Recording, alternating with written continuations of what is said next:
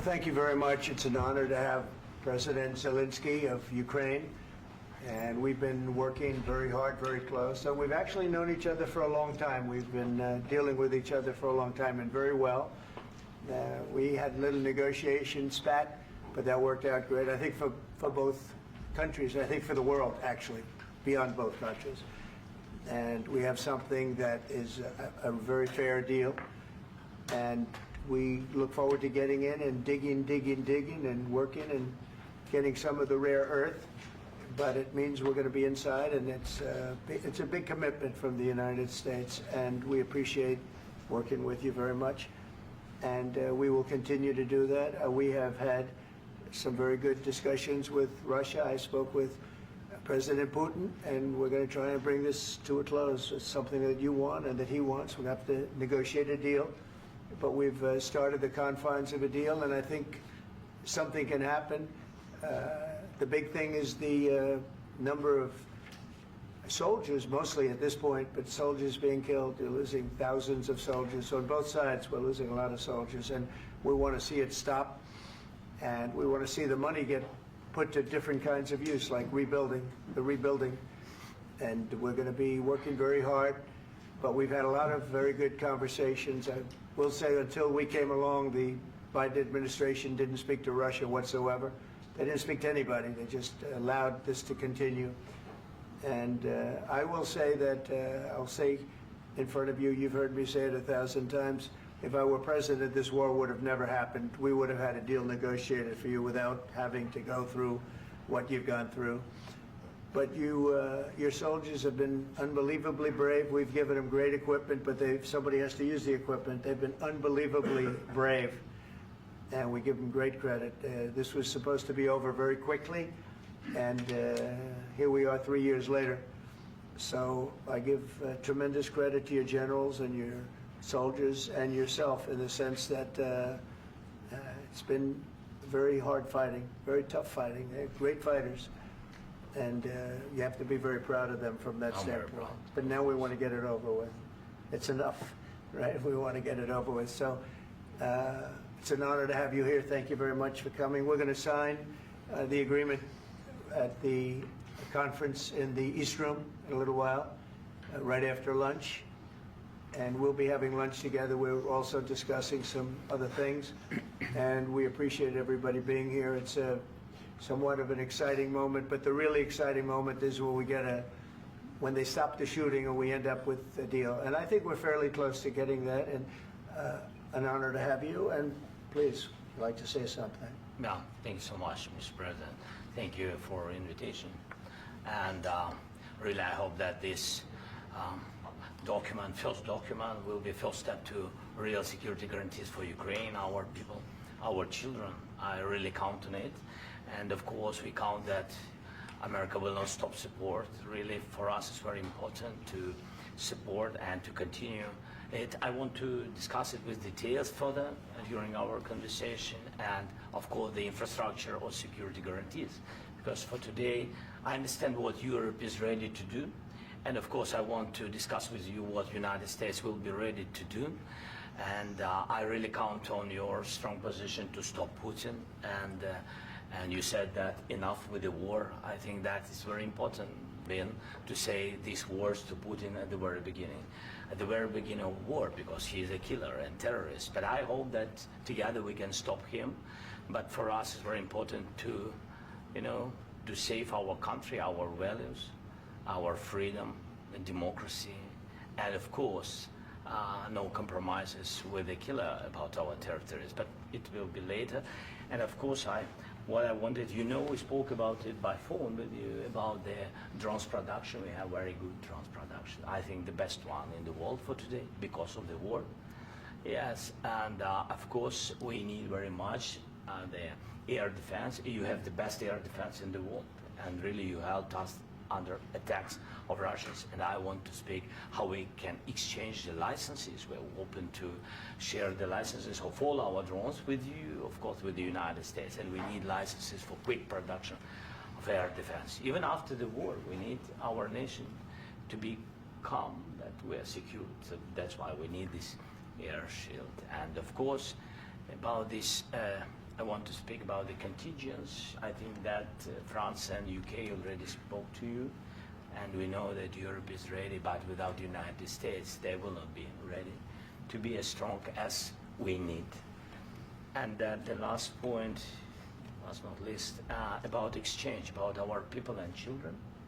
And you know that these crazy Russians, that they stolen 20,000 of children, Ukrainian children. They changed their names, they changed their families, relatives, and now they're in Russia. We want to bring them back, and really, it's a big dream, task, and goal for me, and our warriors. By the way, Mr. President, we exchanged, released more than 4,000 warriors from Russian prison, but there are thousands more in the prison. I wanted to share with you some images. How it's. Can I now? Yeah, Have I? please. Some minute, 1 minute, 1 minute. Just you to understand in what circumstances, in what situation they are, and what the attitude of Russia to our prisoners. That guys, just you before and after. And you see before and after, just you to understand. Now thousands of such guys, ladies and men, there, and that, so they don't eat, they beat them, and they, they do a lot of, bad things. So out of, even during the war, there are rules. Everybody knows there are rules during the war. So these guys, they don't have any rules. You see that 50, 60 kilograms left, and a lot of such things. And I didn't want to show you what the changes with images of children, because I will just share with you. And I mean, it's looking tragic. Yep, that's tough stuff. Yeah, I wanted very much to give you, and you see. Yeah. This is pastor, by the way. They stolen pastors because it's not Russian church. They stolen pastors and moved pastors to the prison. At the end of last year, we brought 3 pastors, and we could exchange them. And this is pastor, you see. Yeah, that's tough. Yeah. So I mean, this I wanted to show you, and this. So thank you very much. We want to get that ended, right? Yeah, of course. We And want. I think we will. And We have to, of course. do you have any questions, please? Thank you, Mr. President. With the, how much money is the U.S. going to put into the fund that is being created today, and how does this provide long-term security for Ukraine? Well, we don't know exactly how much, because we're going to be putting some money in a fund that we're going to get from the raw earth that we're going to be taking and sharing in terms of revenue. So it's going to be a lot of money will be made from the sale and from the use of raw earth. And as you know, our country doesn't have much raw earth. We have a lot of oil and gas, but we don't have a lot of the raw earth. And what we do have is protected by the environmentalists, but that can be unprotected, but still it's not very much. They have among the best in the world in terms of raw earth. So we're going to be using that, using it for all of the things we do, including AI and including weapons and the military, and it's really going to very much satisfy our needs. So it's something that just worked out really well. We have a lot of oil, and we have a lot of gas, we have a lot, but we don't have raw earth. So this has just about every component of the raw earth that we need for computers, for all of the things we do. This puts us in great shape. And on long-term security for Ukraine, how does this provide it? I think they're going to have great luck. I think once we make the agreement, that's going to be 95% of it. They're not going to go back to fighting. I've spoken with President Putin, and I feel very strong. I've known him for a long time, and I feel very strongly that they're very serious about it, and we'll make a deal. And when the deal is made, I don't think, we talk about security. Everyone's talking about the other day, all they talked about was security. I said, let me make the deal first. I have to make the deal first. I don't worry about security right now. We have to have a deal, because right now, last week, 2,000 soldiers died on both sides.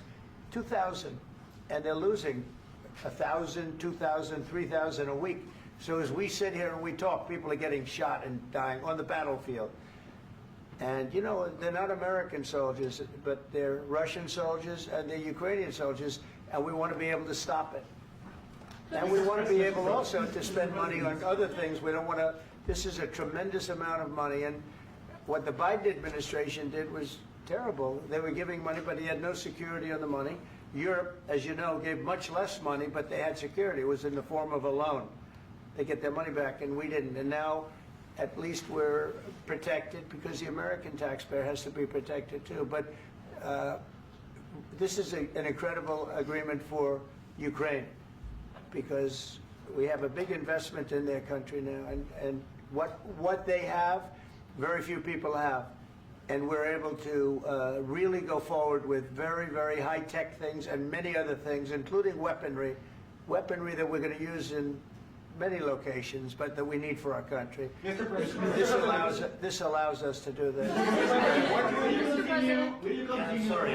sending military aid? Yes, go ahead, please. If I can just, yes. In the document, there is one of the very important points. If we speak about business and investment, we never had LNG terminals in Ukraine. This document will open. I mean, the next document, but anyway, here we see in the framework, we see really goodwill for this. LNG terminals for us is very important, and I think for security of European continent. We have the biggest storage, gas storage. We have the biggest in Europe. Yes, yes, and we can use it. Use it for LNG. Use it for LNG, and we will do it. And really, we can help Europe because Europe really helped. President Trump said that they made less support, but they are our friends and they are our very supportive partners. They really gave a lot, Mr. President. They did. They gave a lot, but they gave much less. No. Much less. No. No. No. Okay.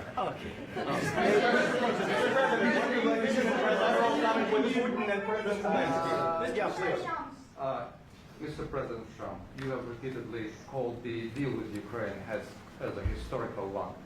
And as a President of the United States, you make historical decisions in other issues which affect America and other world. So what place in the world history do you want to take? And do you associate yourself with any famous historical figures? Yeah, I'd say George Washington, Abraham Lincoln. I would say I'm far superior to George Washington and Abraham Lincoln. Now, you know I'm only kidding, right? Because when I say that, the fake news is going to go wild. They're going to say he considers himself to be better than Washington. But you never know. You never know. I don't compare myself to anybody. I'm here to do a job. We've had a great 35 days or whatever it might be, a month, a little more than a month. We've accomplished tremendous amounts. Not only this would be a very great achievement if we could get the war stopped and get them back to normalization. I think that's going to happen. We've had very good talks on both sides, as you know. But I think we've done a very good job, just generally. If you look at all of the things we've done in 30 days, they're saying there's never been a opening for a president. The first month, there's never been a first month like we've had. And this is one of the very important things. This, to me, is one of the most important things because we have tremendous death taking place as we speak, and I don't want to have that. You know, think of the parents, whether they're in Russia or Ukraine, think of the parents of all these people being killed needlessly. They came to our territory. Should have never started. This would have, if I were president, this would have never started. Mr. President, how do you conviction? Mr. President, will you continue sending military aid to Ukraine after the U.S. signs this agreement with Ukraine? Yeah, we're going to be continuing. To President Zelenskyy, do you feel like the U.S. is on your side, that President Trump is on your side at this moment? What do you think? He wants to know, do you think that, sort of a stupid question. I guess we wouldn't be here if I wasn't. I think that the United States on our side from the very beginning of occupation, and I think that President Trump on our side, and of course, I'm sure that the United States President will not stop support. This is crucial for us. It's important for us. Yes. And Putin, the president speaks about the people and the soldiers which are dying, but they came to our territory, they came to our land. They began this war, and they have to stop. And I think this is the question, with really the most important question. Can President Trump, I hope yes, with some other allies, to stop Putin, withdraw these enemies, our enemy, withdraw these troops from our land? And I think that you asked about the history, I think that if President, or when, he will stop Putin, if President Trump will bring peace to our country, I think he will be on this wall. We've had very, very good talks. Military aid to Ukraine. President Zelenskyy just said that there will be no compromises with Vladimir Putin. I just wanted to ask both of you, firstly, are there compromises that you think that President Zelenskyy is going to have to make?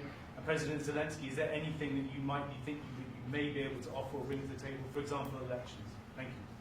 I think you're going to have to always make compromises. You can't do any deals without compromises. So certainly he's going to have to make some compromises, but hopefully they won't be as big as some people think you're going to have to make. That's all. That's all we can do. I'm here as an arbitrator, as a mediator to a certain extent between two parties that have been very hostile, to put it mildly. They've been very hostile. There's been a vicious war.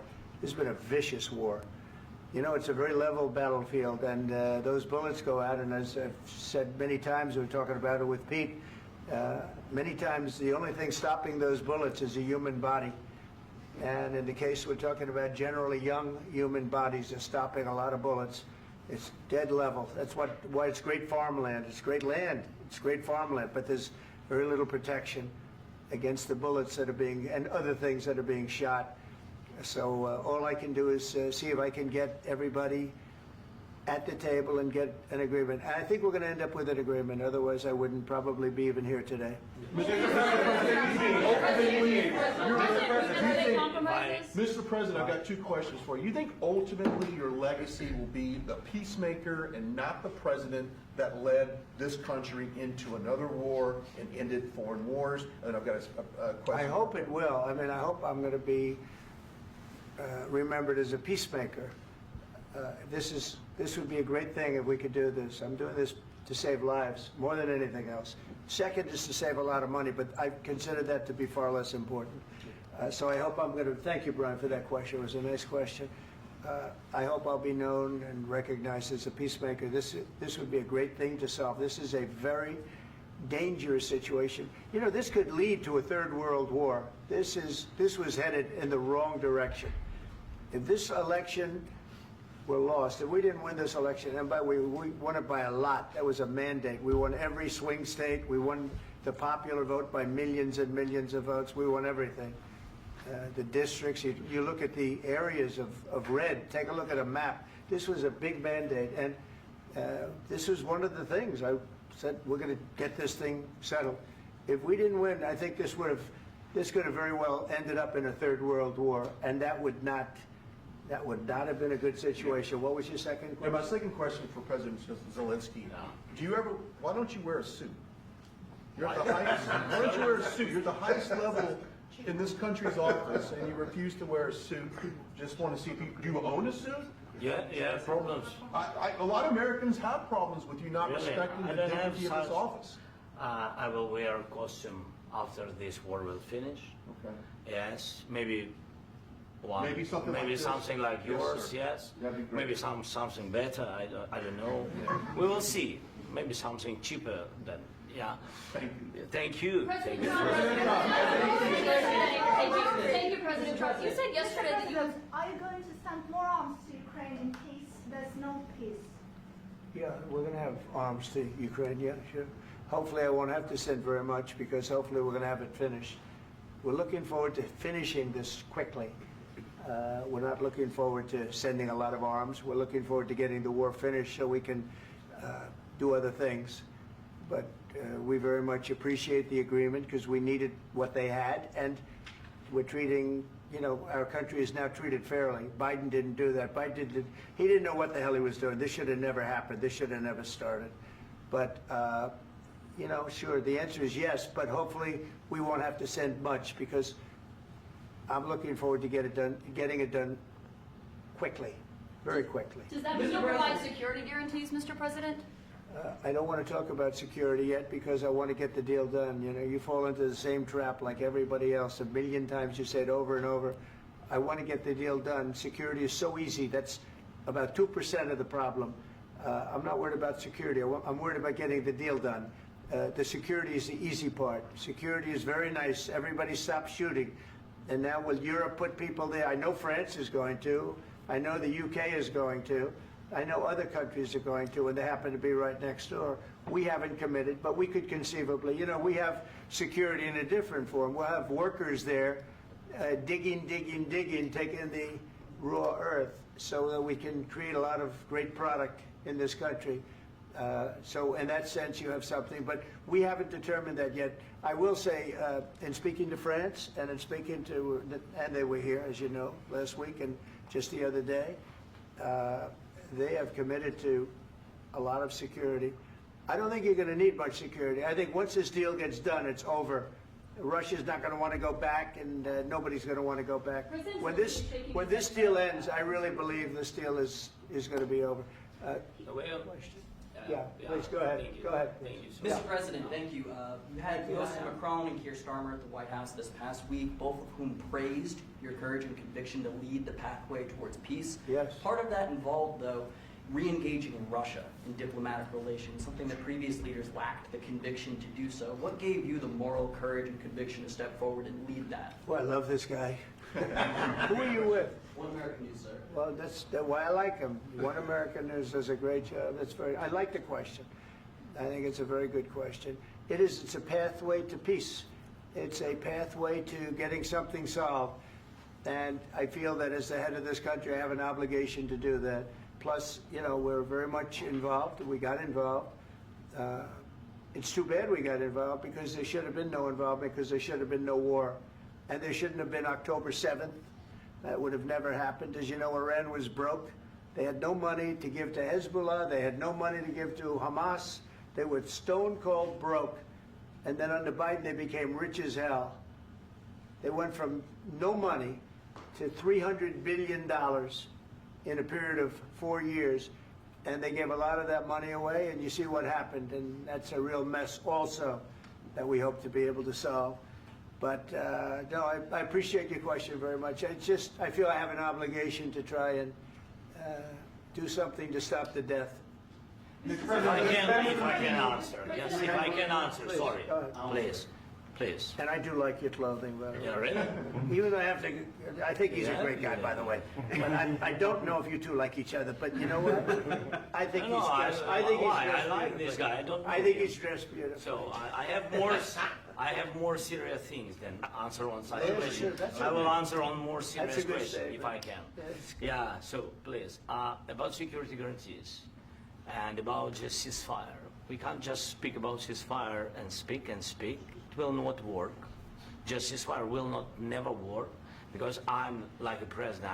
I have this experience, and not only me. Ukraine before my presidency, from the 2014, Putin broken 25 times. 25 times he broken his own signature. 25 times he broken ceasefire. But he never brought to me. He never brought No, to no, me. you were the president. He You never were the brought- president he during. never brought to me. In 2016, you've been the president, Mr. President. You've been the president, but he had, of course, not with you, but he had during those periods, he had conversations with our side. And we had Normandy format, you know, the France, Germany, Ukraine, and Russia. And he broken 25 times. That's why we will never accept just ceasefire. It will not work without security guarantees. Security guarantees, maybe President is right about this document and other, but this document is not enough. Strong army is enough because his soldiers afraid, Putin's soldiers afraid of our soldiers when we're strong enough. If we are not strong enough, if we are empty, if our storage is empty, we can't defend our land. Today, you know, he knows that we have, all the world knows that we have meeting, yes? Why he's using ballistic? Putin today using ballistic on our hospitals, schools, and etc. Ballistic. So he knows that we are here and that President Trump is really have goodwill to stop this war. And you hear now the president. So why he's using? So he doesn't want to stop. He doesn't want. But I hope that we will do it. Really, we'll do it. Security. When we speak about security guarantees, when the Europeans are ready for contingents, they need USA backstop. If there will not be United States, we will not never have any contingents, strong contingents from the Europeans, because they don't want to divide alliance connection between the United States and the main and strongest ally and Europeans. And this is crucial, this is important. That's what we want to speak about very much. This is very important. And air defense. So air defense, really, we have big deficit with all these systems, and we need to provide this. We need it very much. Otherwise, Putin will never stop, and will go further and further. He doesn't want. He hates us. You know, it's not about me. He hates Ukrainians. He thinks that we are not a nation. He thinks, and he shared these thoughts. I think maybe with your team also. I don't know, but with all the Europeans, in media, officially and not, he always said that there is no such country, such nation, such language, and such life like Ukrainian. No, he really doesn't respect all the Ukrainians, and he wants to destroy us. And you are right, Mr. President. That's 2%. This document, maybe other documents, it's a very good start, very good, but it will not enough to stop this person. Should Russia pay to rebuild Ukraine? Mr. President, after these Should Russia pay to I asked rebuild Ukraine? They have to Zelensky pay. this question. He This didn't is like the rule. because This is the rule of because the war. I'm This is sorry. the rule of the war. During all the centuries, all the history, this is the rule of the war. Who began, those pay. Do you agree This with is the that? rule. Putin began this war. He has to pay all money for innovation. He has to pay. Of course, some Russian assets, what we have in Europe, about 300 billion, we can use them. We can use for innovation and buy military support from the United States also. We can do it, but it's not enough. It's not enough.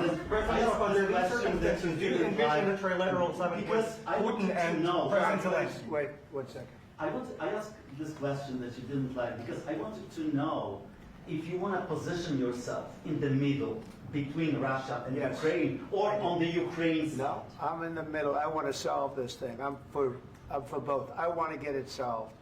And it's wonderful to speak badly about somebody else, but I want to get it solved. If we can solve it, great. If we can't solve it, they're going to have to fight it out, and who knows what's going to happen. But I want to see it get solved. May I follow up? One more question about U.S. troops in Europe. After Russian invasion of Ukraine, your predecessor sent additional troops to Eastern Europe, including Poland, my country. Yeah. Are you committed to keeping these troops on the eastern flank of NATO in the future? I'm very committed to Poland. I think Poland has really stepped up and done a great job for NATO. They, as you know, they paid more than they had to.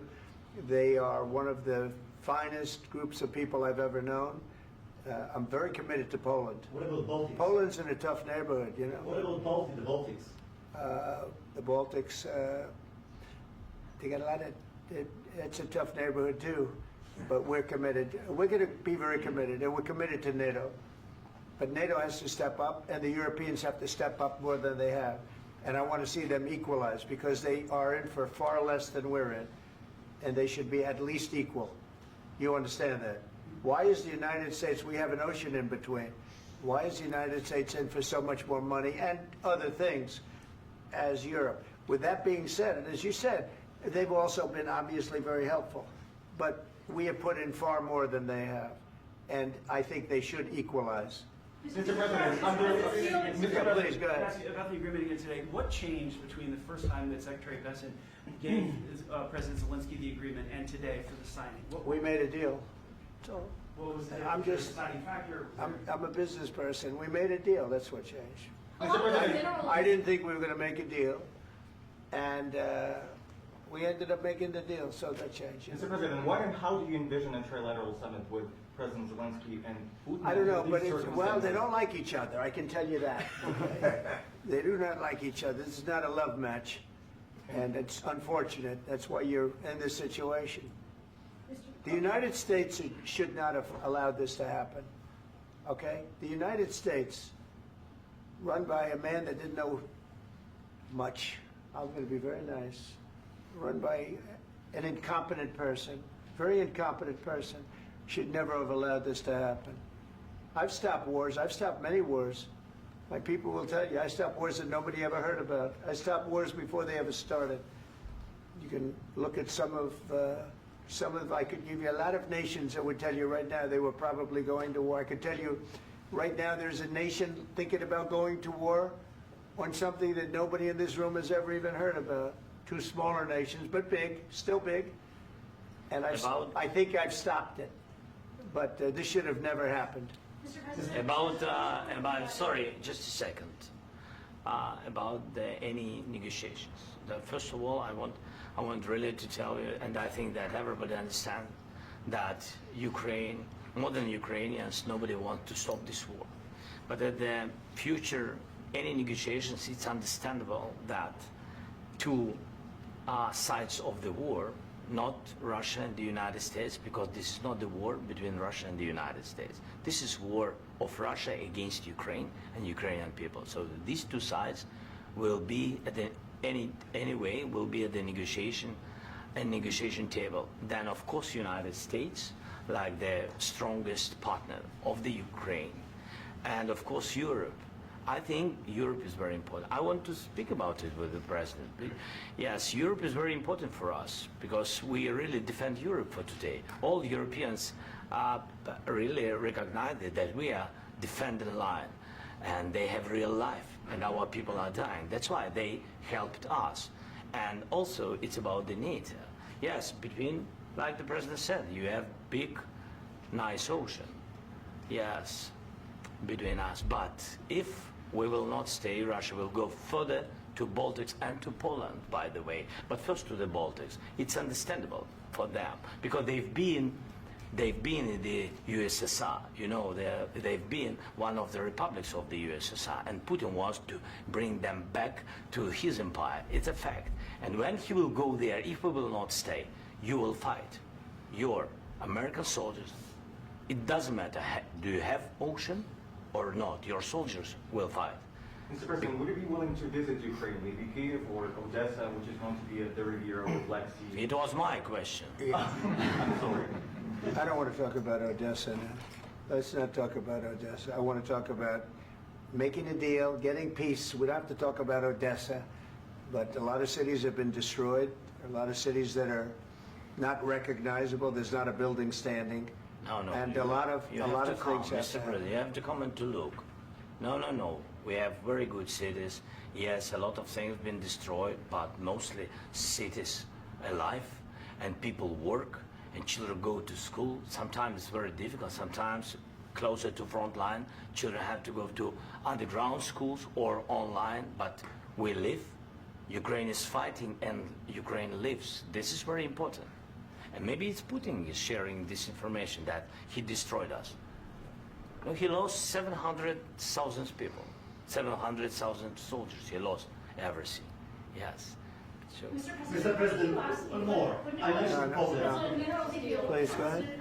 When did you last speak with President Putin, and what did he say that? A couple of days ago. And what did he tell you that gave you the assurance that he wanted peace? Well, that's what I do. My whole life is deals. I know pretty good.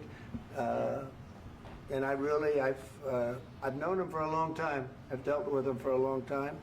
He had to suffer through the Russia hoax. You know, Russia was a hoax. It was all Biden. It was nothing to do with him. So he had to suffer through that, and he was able to do that. I think that he wants to make a deal, and he'd like to see it end.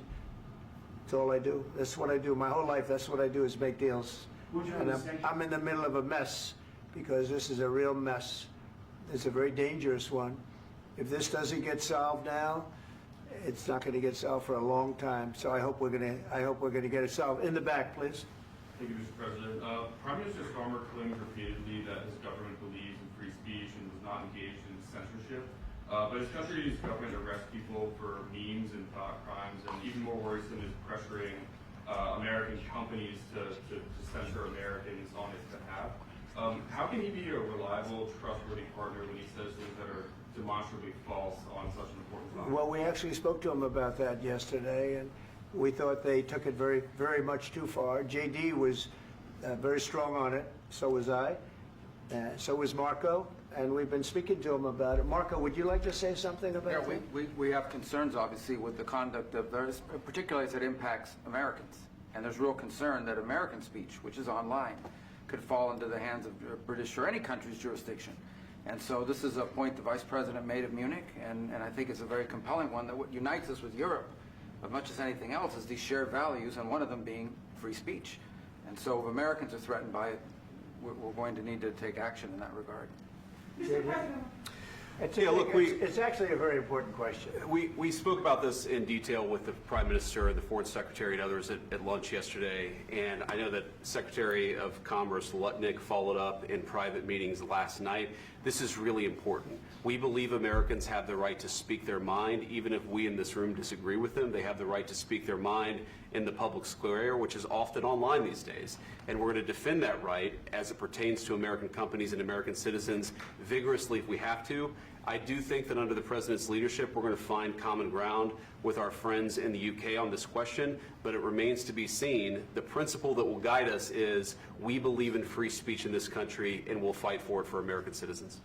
Mr. President, on the deal, is there any other oil and gas component to the deal? Is it all critical? A little bit. We'll see. On LNG? But we're not really looking for that so much. We got a lot. We have more than anybody in the world, by far. So no, we're not talking about it too much, but a little bit. I think it affects also, but for the most part, no. And sir, is there any agreement from Ukraine to purchase U.S. LNG as part of the deal, or is that on the table at all? No, we don't need that. Mr. President, I just wanted to ask you about, you just mentioned that you guys spoken to Vladimir Putin a couple of days ago. Just to be clear, that's a new call, not the one that you... I've spoken to him on numerous occasions. Okay. And how was the latest call? What did you discuss? How did it go? Are you serious with that question? I am. I'd love to know. It went well. I think we're going to have a deal. On the minerals deal, Mr. President, some of those minerals are in the east of Ukraine, not far from the front lines and in areas that Russia has occupied. Will you direct President Putin to withdraw his forces from those areas if there's U.S. interest? Well, we'll take a look at the time. We have a lot of area. It's a very big area we're talking about, so we'll take a look. I'll study that and I'll see. And who would protect those minerals if they are U.S. interest? Would that be Ukrainian forces? They'll be protected. The agreement will protect them. U.S. The agreement, yeah, we're signing an agreement. You know? Right, but what if Russia tries to invade or there's Russian aggression in those spots? I just told you, I don't think that's going to happen. And if that were going to happen, I wouldn't make a deal. If I thought that was going to happen, I wouldn't make a deal. Some people may wonder why. You know, they ought to focus on CNN on survival, not asking me these ridiculous questions. Focus on surviving, because CNN's got such low ratings. I don't think they're going to survive. Let's go. Please go. I already mentioned Poland. Poland was under Russian control for decades after the Second World War. When I was a kid, I looked at the United States not only as a most powerful country, richest country in the world, the country that has great music, great movies, great muscle cars, but also as a force for good. And now I'm talking with my friends in Poland, and they are worried that you align yourself too much with Putin. What's your message for them? Well, if I didn't align myself with both of them, you'd never have a deal. You want me to say really terrible things about Putin and then say, "Hi, Vladimir, how are we doing on the deal?" That doesn't work that way. I'm not aligned with Putin. I'm not aligned with anybody. I'm aligned with the United States of America and for the good of the world. I'm aligned with the world, and I want to get this thing over with. You see the hatred he's got for Putin. It's very tough for me to make a deal with that kind of hate. He's got tremendous hatred, and I understand that, but I can tell you the other side isn't exactly in love with, him either. So it's not a question of alignment. I'm aligned with the world. I want to get the thing set. I'm aligned with Europe. I want to see if we can get this thing done. You want me to be tough? I could be tougher than any human being you've ever seen. I'd be so tough. But you're never going to get a deal that way, so that's the way it goes. All right, one more question. Hey, I want to respond to this. So look, for 4 years in the United States of America, we had a president who stood up at press conferences and talked tough about Vladimir Putin, and then Putin invaded Ukraine and destroyed a significant chunk of the country. The path to peace and the path to prosperity is maybe engaging in diplomacy. We tried the pathway of Joe Biden of thumping our chest and pretending that the President of the United States' words mattered more than the President of the United States' actions. What makes America a good country is America engaging in diplomacy. That's what President Trump is doing. Can I ask you? Sure. Yeah? Yeah. Okay. So he occupied our parts, big parts of Ukraine, part of East and Crimea. So he occupied it on 2014. So during a lot of years, so I'm not speaking about just Biden, but those time was Obama, then President Obama, then President Trump, then President Biden, now President Trump, and God bless, now President Trump will stop him. But during 2014, nobody stopped him. He just occupied and took. He killed people. You know what the contact line? 2015. 2014. 2014 and 2014. 2014. Yeah. So I was not here. Yeah, but That's exactly right. Yes, but during 2014 till 2022, yeah, the situation the same. The people are been dying on the contact line. Nobody stopped him. You know that we had conversations with him, a lot of conversations, my bilateral conversation, and we signed with him. Me, like a new president. In 2019, I signed with him the deal. I signed with him, Macron and Merkel, we signed ceasefire. Ceasefire. All of them told me that he will never go. We signed with him with gas contract. Gas contract.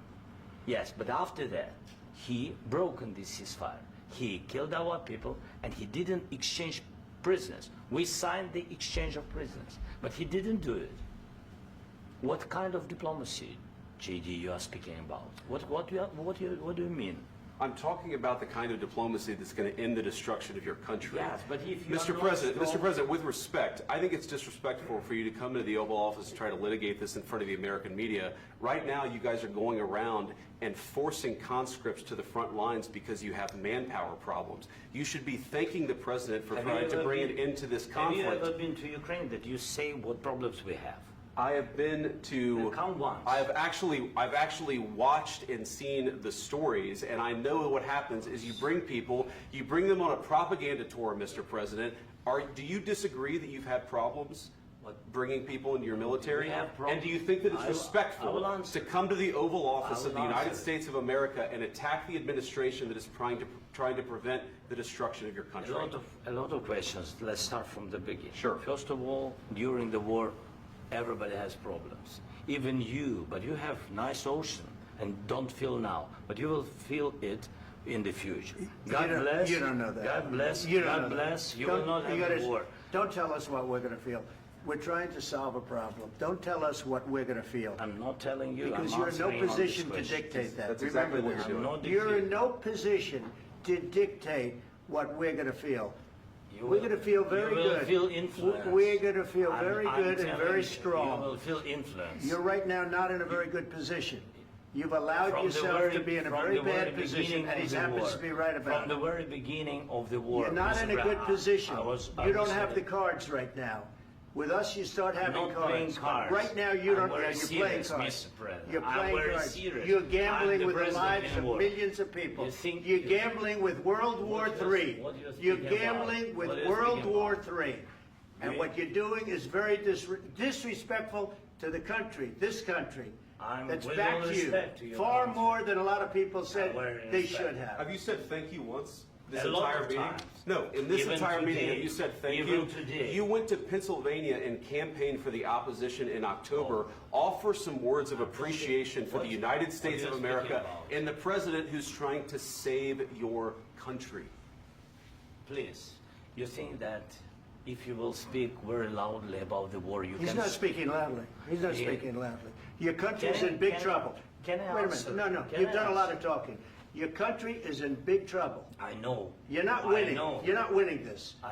You have a damn good chance of we coming are out staying, okay because of Mr. us. President, we are staying in our country, staying strong from the very beginning of the war. We've been alone, and we are thankful. I said thanks You haven't in been this alone. cabinet, You and haven't not been only alone. in this We cabinet. gave you, through I this said thank stupid you. president, $350 billion. You we voted gave for you your military president. equipment, You and you voted men for are your brave, president. but they had to use our military. What about US If people? you didn't have You our invited military me- equipment, you invited if me you to didn't speak- have our military equipment, this war would have been over in 2 weeks. In 3 okay? days, I heard it from Putin. In 3 days, this is something Maybe new. less. In 2 weeks, of course, yes. It's going to be a very hard thing to do business like this. I Again, tell you. just say thank you. I said a lot of times that there, thank you accept to that- American people. Accept that there are disagreements, and let's go litigate those disagreements rather than trying to fight it out in the American media when you're wrong. We know that you're wrong. But you see, I think it's good for the American people to see what's going on. I understand, sir. I think it's I very understand. important. That's why I kept this going so long. You have to be thankful. You don't have the I'm cards. thankful. You're buried there. Your people are dying. tell you You're again, running I low know. on soldiers. Don't- Listen, don't please, you're running Mr. low on President. soldiers. It would be a damn good thing. Mr. And then President. then you tell us, I don't want a ceasefire. I don't want a ceasefire. I want to go and I wanted this. Look, if you could get a ceasefire right now, I tell you, you take it so the bullets stop flying and your men stop getting killed. Of course, we want to stop the war. But you're I saying said- you don't want a ceasefire. But I said to you, I want a ceasefire. with guarantees. Because you'll get a ceasefire faster than an agreement. Ask our people about ceasefire, what they think. That wasn't it doesn't with matter me. for you what That what wasn't is with me. information. It That was wasn't with you. a guy named Biden who was not a smart person. This That is was your, with, this that is was with your Obama. president. It was your president. Excuse me. That was with Obama, who gave you sheets, and I gave you javelins. Yes. I gave you the javelins to take out all those tanks. Obama gave you sheets. In fact, the statement is Obama gave sheets and Trump gave javelins. You got to be more thankful, because let me tell you, you don't have the cards. With us, you have the cards. But without us, you don't have any cards. One more question to Mr. Vice President. I'm sorry. It's going to be a tough deal to make, Um, because the attitudes have to change. what if Russia breaks ceasefire? What if Russia breaks peace talks? What do we do then? I understand that it's a heated conversation right now. What are you but saying? what if She's asking, what if Russia Putin breaks the breaks ceasefire? What if anything? What if a bomb drops on your head right now? But they have Okay? broken What if they ceasefire broke it?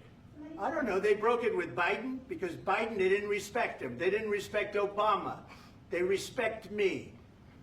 Let me tell you, Putin went through a hell of a lot with me. He went through a phony witch hunt where they used him and Russia. Russia. You ever hear of that deal? That was a phony Hunter Biden, Joe Biden scam. Hillary Clinton, Shifty Adam Schiff. It was a Democrat scam. And he had to go through that. And he did go through it. We didn't end up in a war. And he went through it. He was accused of all that stuff. He had nothing to do with it. It came out of Hunter Biden's bathroom. It came out of Hunter Biden's bedroom. It was disgusting. And then they said, oh, the laptop from hell was made by Russia. The 51 agents. The whole thing was a scam. And he had to put up with that. He was being accused of all that stuff. All I can say is this. He might have broken deals with Obama and Bush, and he might have broken them with Biden. He did, maybe. Maybe he didn't. I don't know what happened. But he didn't break them with me. He wants to make a deal. I don't know if you can make a deal. The problem is, I've empowered you to be a tough guy. And I don't think you'd be a tough guy without the United States. And your people are very brave. But you're either going to make a deal or we're out. And if we're out, you'll fight it out. I don't think it's going to be pretty, but you'll fight it out. But you don't have the cards. But once we sign that deal, you're in a much better position. But you're not acting at all thankful. And that's not a nice thing. I'll be honest, that's not a nice thing. All right, I think we've seen enough. What do you think? Huh? This is going to be great television, I will say that. All right. We'll see what we can do about putting it together. Thanks. I need the back of this. We'll see. I don't know. All right, guys, come on. Wait, President. Hey, Guys, come on, let's move, please.